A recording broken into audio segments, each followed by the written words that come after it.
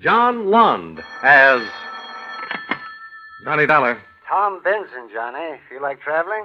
Not particularly. Why? About 6 months ago, we wrote 2 policies. A man and his wife, Harrison and Maida Langley. Double indemnity. $125,000 each. You got a death claim already? No, but we're liable to. Got a letter from the underwriter. Says Langley claims somebody's trying to murder both him and his wife. Where do I go? Sundown Rubber Plantation, Kuala Lumpur, Federated States of Malaya. Well, I should have my passport around here somewhere.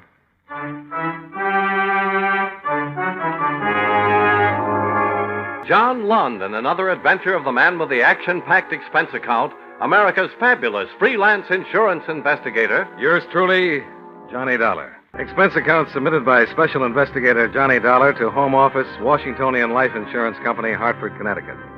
The following is an accounting of expenditures during my investigation of the terrified Taun matter. Expense account item 1, $1,043.50. Airfare and incidentals between Hartford and Kuala Lumpur.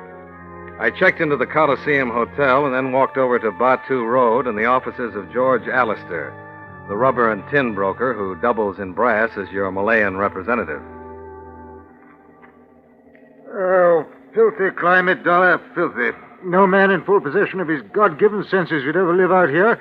I don't understand why you came. Well, you wrote about the possible forthcoming murder of some policyholders, Allister. Oh, yes, the Harrison Langley business. Utter rot, this talk about murder. Dismal obsession of disordered mentality. I wrote that letter only in the line of duty. You don't think there's anything to it? Oh, beastly nonsense. Jungle's breaking Langley down. He's a weakling to start with, no moral fiber. Turn that fan up a bit, huh? Yes, fellas disintegrating under the strain of trying to run that rubber plantation. Then there haven't been any attempts to kill Langley or his wife? No, sheer delusion. Concepts of a diseased mind. Checked with the police. No reports made. No, Jungle's got him. That and the filthy terrorists. His plantation's in terrorist country? Sundown some 45 miles north of here. Everything north of Kuala's in terrorist domain. Filthy blighters. Ambushing traffic. Attacking villages, plantations. Murdering, burning, slashing rubber trees. No man's in his right mind would live in this filthy country. Yeah. How do I get out there? I hire an armored car. Only way to travel through the jungle. Take your own chances, though. Might be blown up by landmines. I won't take any responsibility. I'm not asking you to. So you make your investigation if you have to, Dollar. Won't get you anywhere. Utter waste of time. Then go back home to the States, out of this filthy climate, beastly country. Uh-huh. If you hate this country so much, Allister, why do you stick around? Good question. Asked myself that many times. Always came up with the same answer. What's that? Making too much money. Well, that sounds reasonable.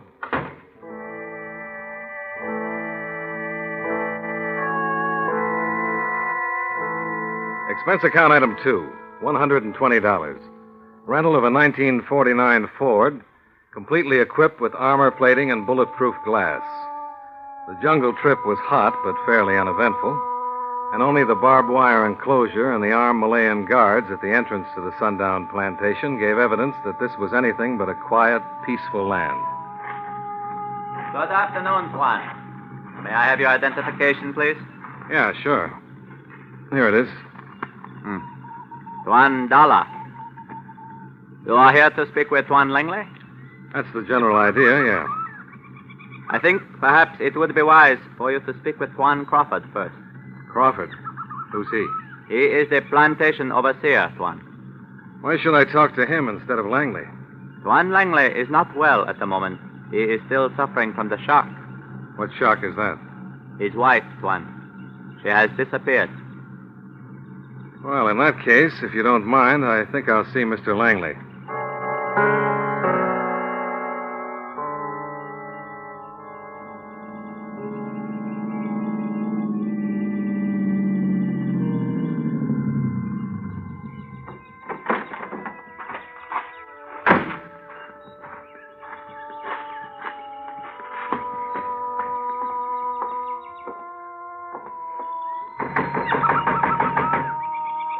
Through Through the screen door, I could see part of the interior of Langley's house. There wasn't a sign of anyone around, but it looked cool and inviting in there. Too good a bet to pass up. You take one more step into this house and I'll kill you. Wow. Thanks for the warning. I mean it. Every word of it. You're not going to murder me the way you did Maida. No, not a bit of it. You didn't expect me to be waiting here ready for you when you came sneaking in, did you? No, I'll bet you didn't. You win on all counts, Langley. Now, suppose you put that thing down and let's start talking sense. Not a move, I said. I know your kind. Sneaky, tricky. Try to get me off balance. Look, my name's Dollar. I'm an insurance investigator. Washingtonian Life sent me out. You're lying. George Alistair told me they wouldn't do anything about it. Wouldn't send a man halfway around the world to help me. He was right. I've got my identification here to prove it. You have identification? How do you think I got past those guards at the gate? Here. Take a look for yourself. What are you...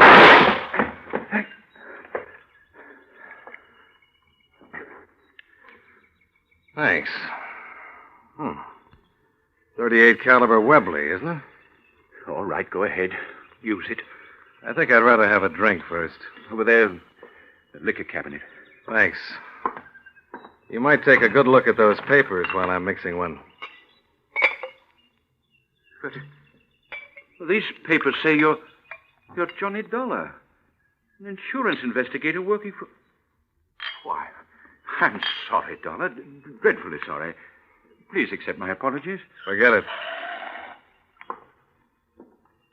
Now, suppose you tell me what this is all about. Oh, it's been a nightmare, Dollar. Constant threats against my life. Terrorist raids. Living in fear 24 hours a day. Sleeping with a gun at my side. Seeing this plantation ruined before my very eyes. And helpless to stop it. It's no wonder I'm not responsible for my actions. Langley, it's not your plantation I'm interested in right now. It's your wife. Maida? Well, she's disappeared, hasn't she? Oh, yes. Yes, of course she has. But, good Lord, man, what do you think's got me all upset this way? I was beginning to wonder. Well, let's start with your wife and go on from there. What makes you think that she's been murdered? What's the trouble here, Mr. Langley? Trouble? One of the yard men told me you heard a shot fired. There was, accidentally. Guns don't go off around here without a reason, mister. There's nothing to get excited about, Crawford. Mr. Dollar's an insurance investigator. Insurance investigator? So the vultures are gathering for the feast before the body's even cold. That's enough, Crawford. Nobody's asking you for your opinion. I don't need to be asked about something like this. If Mrs. Langley was my wife, I wouldn't be wasting my time talking to insurance men. Then let me remind you that Mrs. Langley is not your wife. Even though I'm certain that two of you wish she were. Why, you dirty little... Okay, Crawford, hold it. If you've got anything to say, suppose you tell it to me. Yes, that's a good idea, Crawford. Instead of my saying anything, why don't you tell Mr. Dollar all you know about the disappearance of my wife? That might help clarify things in a hurry. Okay. I'll be outside in the Jeep, Mr. Dollar. I'll take you on a personally conducted tour. That way you'll be sure of getting the truth from once. Well, there's part of your answer. Yeah? How's that? Well, it's obvious, isn't it? Crawford's in love with my wife. They've been carrying on behind my back for months. If anyone has a motive for trying to kill me, it's Crawford. Yeah, or it could be the other way around.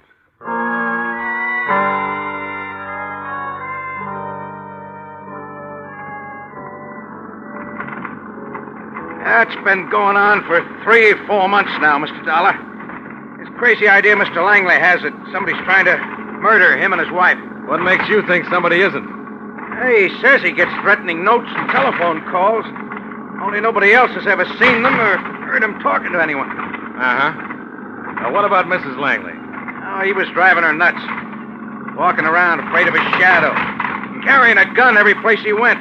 Spying on her and me. Trying to find out if something was going on between us. Was there? If you knew Mrs. Langley, you wouldn't even think of asking that question. But I don't. And I'm still trying to find out what happened to her. Well, I'll show you. There, you see where the barbed wire's been cut? Those young rubber saplings have been slashed? A terrorist raid? Looks like it, doesn't it? Well, what's this got to do with Mrs. Langley? The guard who met you at the gate, Bandar. He found the fence and trees that way, making his rounds this morning. He also found a sleeve torn from one of Mrs. Langley's blouses. It was covered with blood. And no one has seen Mrs. Langley since last night. You figure the terrorist took her with him? I think Mr. Langley staged the whole thing to make it look like that. Yeah? Why? He's in debt. The 50,000-pound note on the plantation's coming due in 60 days. His wife's insurance would cover that nicely. Well, it's an interesting theory. Let's go back, huh?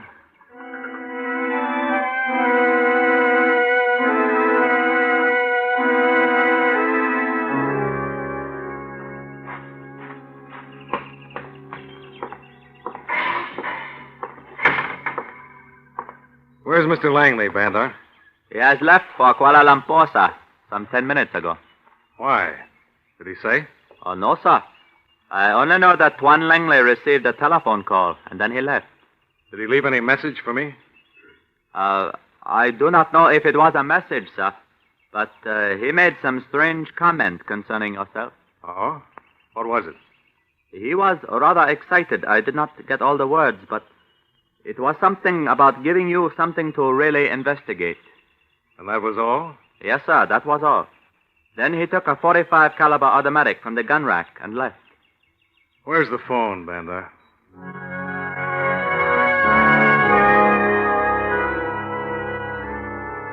Yes, that's right, Dollar. I did speak with Langley a few minutes ago. Nothing important. Just a routine business question about a shipment of rubber. You're sure that's all it was, Alistair?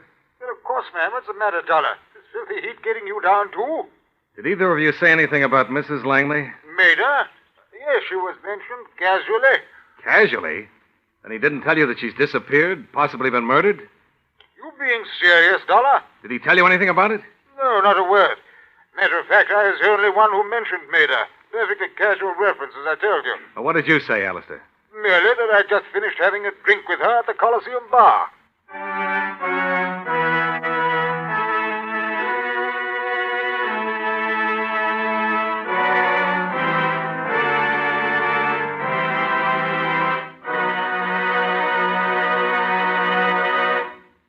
And now, with our star, John Lund, we bring you the second act of Yours Truly, Johnny Dollar. I managed to get back to Kuala Lumpur in about half the time it had taken me to get to the plantation. George Alistair was still grumbling about the climate, the country, and being involved in the Langley affair. Oh, confound it, Dollar.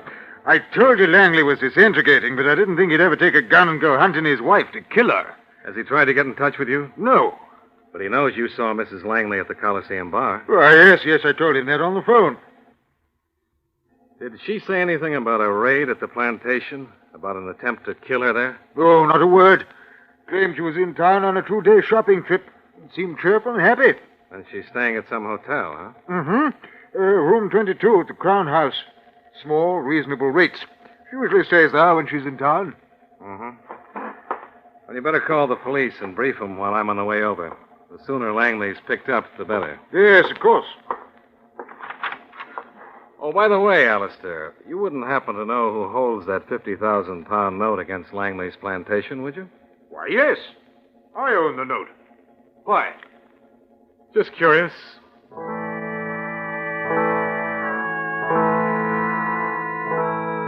There wasn't any sign of the Koala police in the Crown House lobby, so I went right up to Mrs. Langley's room on the second floor. Whatever preconceived ideas I might have had concerning what Maida Langley would be like didn't even come close. So you're an insurance man, Mr. Dollar.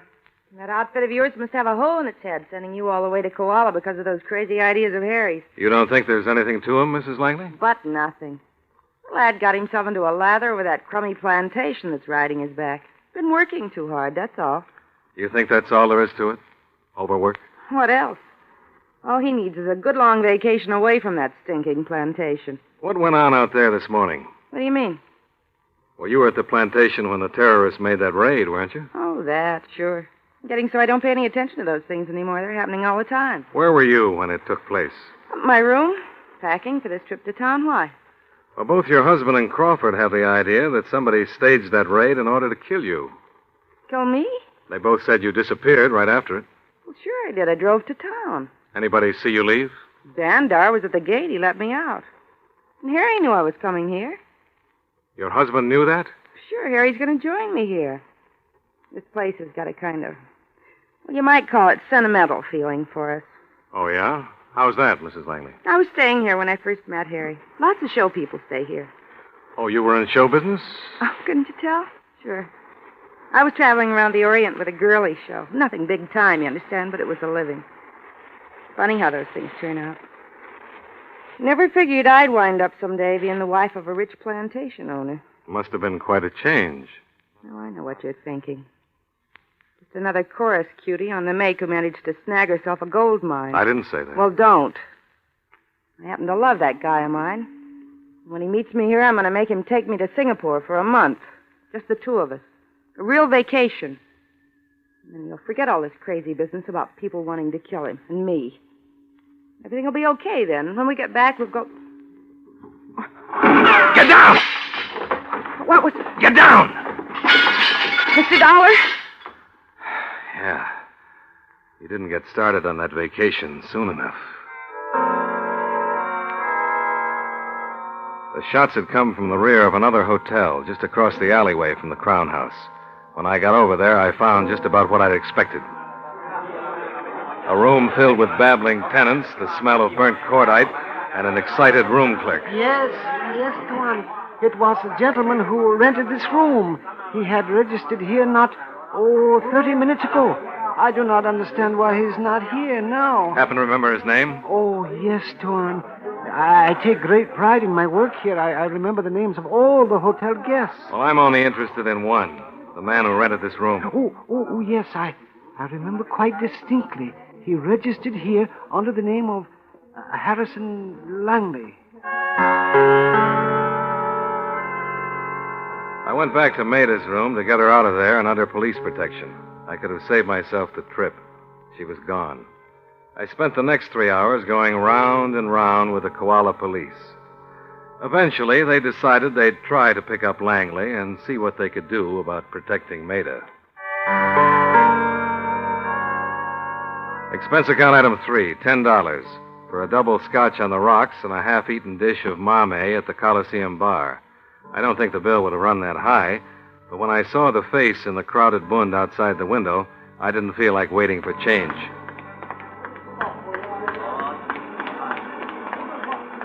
Still looking for her, Langley? What? Oh, it's you, Dollar. Still looking for Maida? Then you knew I came here to Koala to kill her. That's the general impression I received, yeah. It's a terrible thing. What a scheming woman can do to a man, Dollar. Terrible thing. You want to tell me about it first, or do we go straight to the police? Doesn't really matter now, does it? Probably not. There's a little garden across the square. I used to meet Maida there. Do you mind if we talk about it there? Sounds like as good a place as any.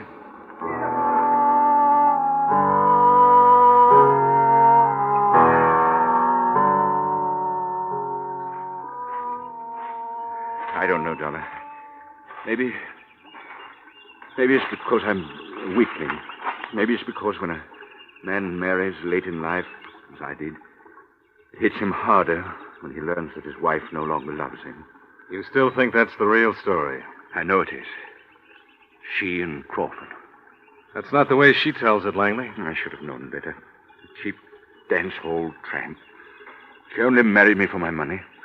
And you're convinced Maida and Crawford intended to murder you? Oh, no. Don't underestimate my sweet, darling wife, Dollar. She didn't want me killed. Then Crawford could force her into marrying him. No. All she wanted was to have me adjudged mentally incompetent. Then she'd have control of my money and no strings attached. That's why she was so brazen about her affair with Crawford. Why they tried to break me down with all those threats against my life, fake those terrorist raids against the plantation. To make me crack, break down under the strain, commit some unreasoning act of violence. Mm-hmm. Well, they almost succeeded. I came here to Koala today to kill Maida, to get rid of her once and for all. I couldn't see any other way out. No other answer for me. Murder's never an answer for anything, Langley. I'm not sure. I spent the whole afternoon walking the streets, thinking about it, trying to bring some semblance of sanity back into my life. I don't know, Dollar. Maybe I shouldn't have changed my mind. Maybe if I'd gone to that hotel and killed her. I don't know. You still have the gun with you? Yes. Yeah. Here it is. Thanks. Well, the magazine's full. Gun doesn't look as though it's been fired. Why should it? I told you I'd changed my mind about killing her, didn't I? Yeah. So you did.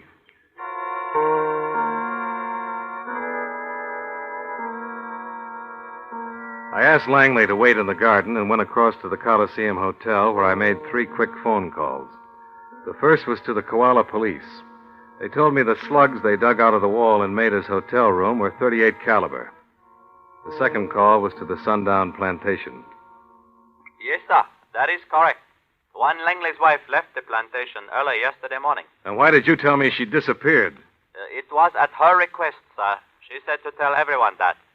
She was planning some surprise for Tuan Langley. Uh-huh. What about Crawford? Is he around? No, sir. He left for Kuala Lumpur shortly after you did. Did he say when he was coming back? Oh, yes, sir. He said he would return by midnight tonight. Uh-huh. He had a gun with him, of course. Yes, sir. He not only took his, but also Tuan Langley's .38 caliber Webley. The third call was to the room clerk of the hotel where the shots had been fired. His memory was still good concerning the man who'd registered as Harrison Langley. 6 feet tall, brown hair, heavy set, about 30. It was a perfect description of Crawford. I drove back to the garden in my armored Ford, picked up Langley, and we headed out on the jungle road leading back to the Sundown Plain. Sure, I'd get the proof I needed when we got there. But I was wrong. I got it when we were still 15 miles away. Bullet! Must have been a landmine. Oh, if some poor devil ran over it in his car. Well, we'll find out.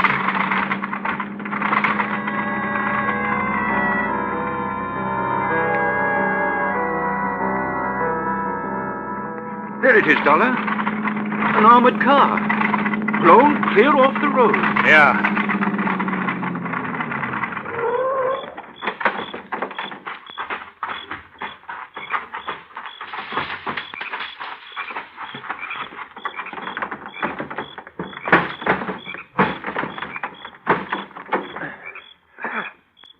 Good Lord. Yeah. Oh. Dollar, is there any? Not a prayer for either one. The gun he's wearing. It's my Webley. I know. He used it this afternoon. Looks like I was the target and not Maida. So, she died out here like this. Instead. Cheap chorus girl. All she wanted was money. So she married for it. But that wasn't enough. She had to scheme and connive to break me down, destroy me. So it could be all hers, alone.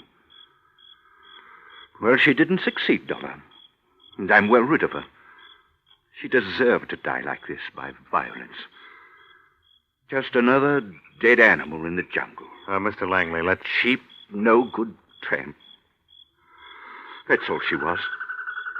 Believe me, I'm well rid of her. Well rid of her. She deserved to die like this. Nothing but a cheap, gold-digging, gold-digging.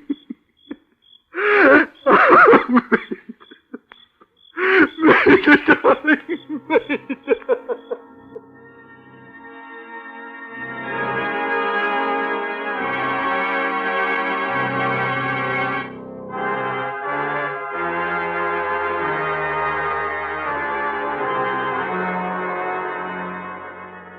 Expense account item 4, $39.70. Hotel bill and incidentals in Kuala Lumpur.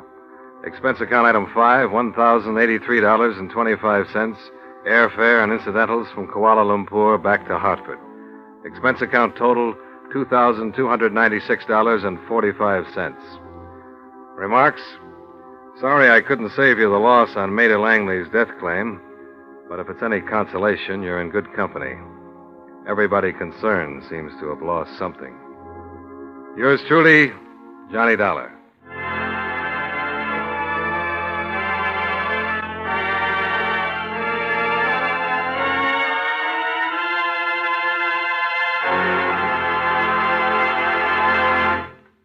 Yours truly, Johnny Dollar, stars John Lund in the title role and was written by Sidney Marshall with music by Eddie Dunstetter. Featured in tonight's cast were Howard McNear, Ben Wright, Jack Edwards, Bill Johnstone, Jack Moyles, and Virginia Gregg. Yours truly, Johnny Dollar, is produced and directed by Jaime Del Valle.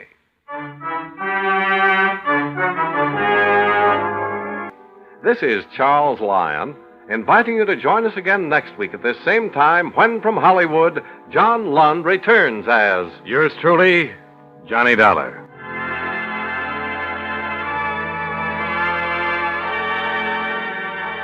This is the CBS Radio Network.